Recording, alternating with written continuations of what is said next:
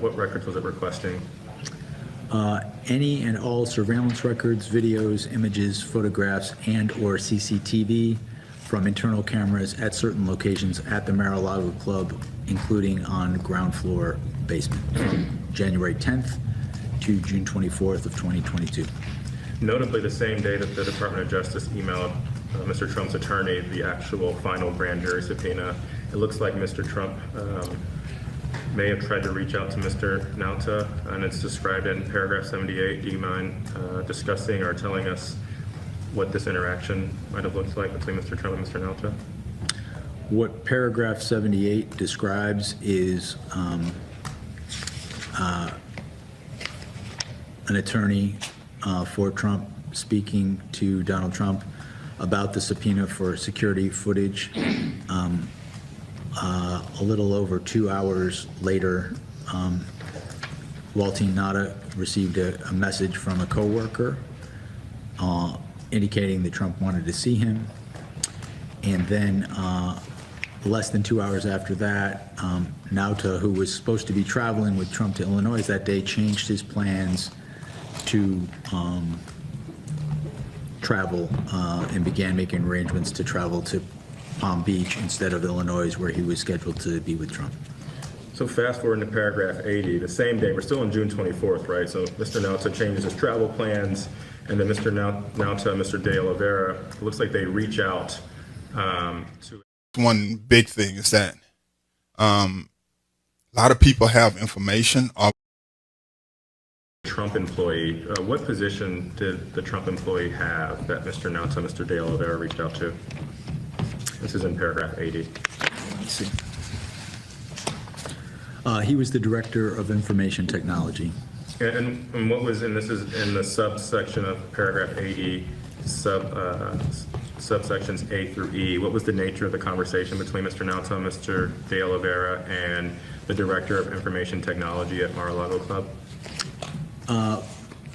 Paragraph 80 reflects a series of contacts and conversations. First, Nauta reaching out to the director of IT, asking if he's around. Nauta then also reaching out to De Oliveira, and then it appears they had a call after he reached out. And then that same employee, the director of IT, texted back to Nauta that he was available. Nauta responded to that. At 6:56 that same day, De Oliveira texted the director of information technology saying, "Hey buddy, how are you? Walter called me early, said it was trying to get in touch with you. I guess he's coming down tomorrow. I guess needs you for something." And the employee responded that he reached out but didn't say what he wanted. I told him I'm local, entertaining family that came from New York City, and he told me no worries. And then the last entry is Trump, that same employee, the director of information technology, texted Nauta to say, if you need me, I can get away, just let me know. Nauta responded saying, sounds good, thank you. So fast forwarding to paragraph 82, because now we're moving on to the next day, which is June 25th. After having these conversations, it looks like Mr. Nauta and Mr. De Oliveira actually go and look at some of the information technology at Mar-a-Lago Social Club. Can you tell us what Mr. Nauta and Mr. De Oliveira, who did they go visit? I think they went to a security guard booth, is that correct? Yes, there's a security guard booth where in that, at that booth, it has where the cameras are, so you can see where the surveillance cameras, like that would be where you could see them. And then they walked with a flashlight through the tunnels where the storage room was located and observed and pointed at the surveillance cameras that were there.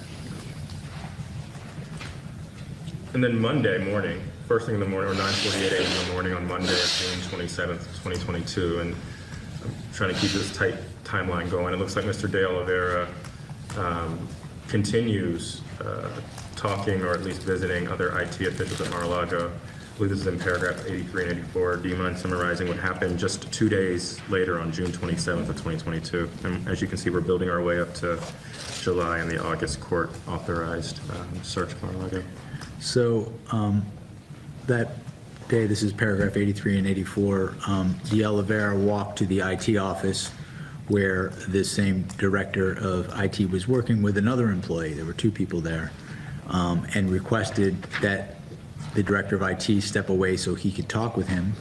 They left the area and they walked through a basement tunnel to a small room that was known as an audio closet. And once inside that closet,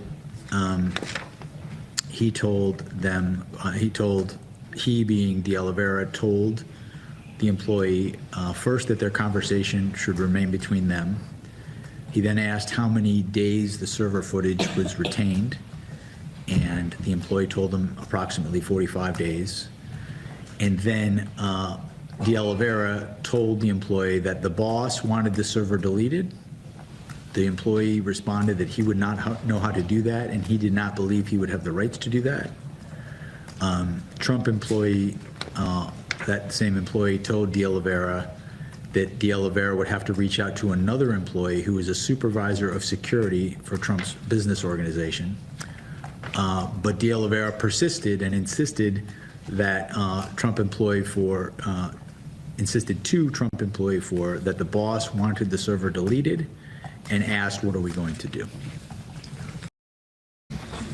You know, a counterpoint to that, if Woodward has a bunch of cases before your office and he's, representing a bunch of people, I mean, he may have felt threatened, but he also may have felt that it was in his strategic advantage to just try to forget about it because he doesn't want to make an enemy of Jay Bratt. I mean, isn't that a fair counterpoint? I don't think so, based on the number of interactions we've had with him, and also the fact that he didn't even bring it up. Someone else brought it up, and when he was, again, I was told when he was confronted with it, he was surprised someone brought it up, made a reference of, I know how to make a complaint if I need to. That was my recollection. And then when he did make the complaint, he didn't just say, I think this should be referred to OPR. He said, and it may be in this letter, that yes, I think that this, let me make sure I get the language correct. Yes. We respectfully suggest that this matter be referred to the department's Office of Professional Responsibility for a thorough investigation, and that any indictment arising from this investigation not lie until such an assessment is reached, knowing, as we do, that an OPR investigation can take many, many months. So that's my take on what happened. And I think our office responded appropriately to this. I don't credit it, but at the same time, we referred it to OPR so they could look into it. So if it did happen the way Mr. Woodward or Mr. Brand say it did, you would have an issue with that then. Is that fair? I have no evidence that any of my prosecutors threatened defense attorneys. If prosecutors under my supervision threatened defense attorneys, they wouldn't be working with me any longer. Okay. Woodward here is talking about essentially a veiled threat that he believes Bratt was mentioning this off the cuff to try to get him to play ball with Nautilus cooperation. So if that had happened, you certainly wouldn't condone that, would you? I would not condone anyone threatening a defense attorney, but I also say that if you've practiced law and practiced criminal law, I mean, that's just not something that would work. I mean, that's not something that I've seen an experienced prosecutor do, and to do it in front of several other prosecutors. It just, in addition to, for all the reasons I said I didn't credit it, I also think it just doesn't make a lot of sense. But to your point, if, unlike this situation, a lawyer who worked under me threatened a defense attorney, yes, that would be inappropriate. During the last hour, turning the page to a different topic,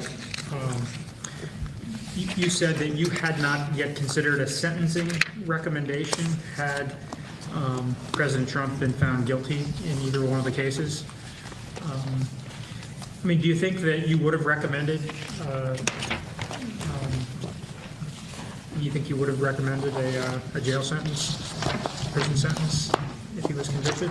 I'm not going to speculate that on that because that would require a very detailed analysis of the sentencing guidelines factors, of what he was convicted of any mitigating factors. That's not something you do off the cuff, whether someone should be incarcerated or not or how long. That's not something I would do